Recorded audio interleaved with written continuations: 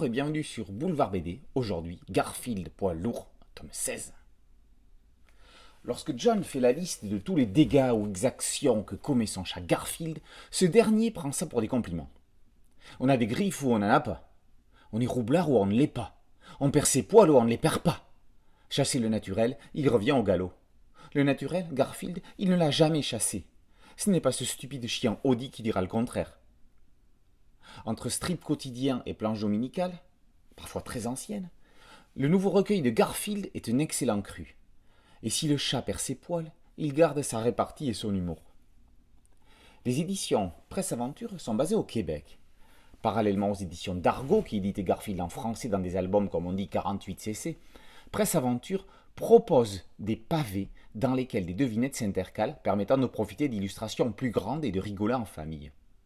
Quel est le plat favori de John? Peu importe, du moment que Garfield lui en laisse un morceau. Au Moyen-Âge, où vivaient les ancêtres de Garfield? Dans des châteaux.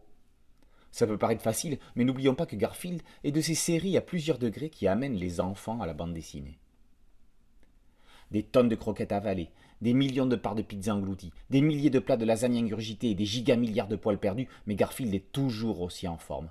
Drôle, universel, classique, efficace, les strips et gags du chat le plus flemmard de la galaxie sont un plaisir pour les lecteurs et une leçon de mécanique pour les auteurs d'humour en devenir. Cela mérite un retour sur la genèse et l'histoire de la série. Après avoir été refusé par le King Features Syndicate et le Chicago Tribune New York Daily News, Jim Davis signe sa série chez United Features Syndicate en 1978. Le succès prend feu comme une traînée de poudre.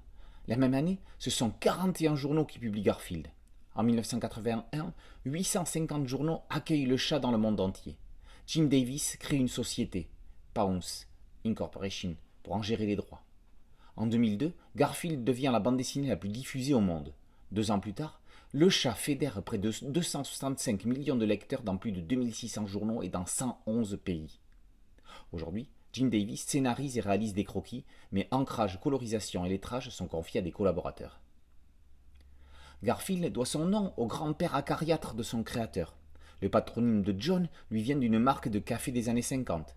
Audi dérive d'une publicité radiophonique pour Oldsmobile Cadillac. Notons qu'au départ, le chien avait son propriétaire, mais le personnage a disparu. Au fil des années, Garfield s'est physiquement humanisé pour effectuer des actions basiques qu'un quadrupède ne peut pas concrètement réaliser. Le site www.gogocomics.com propose les strips en version originale. Facilement traduisible, les fans peuvent vivre au jour le jour la carrière américaine du greffier. Garfield poids lourd, tome 16, par Jim Davis et paru aux éditions Presse Aventure.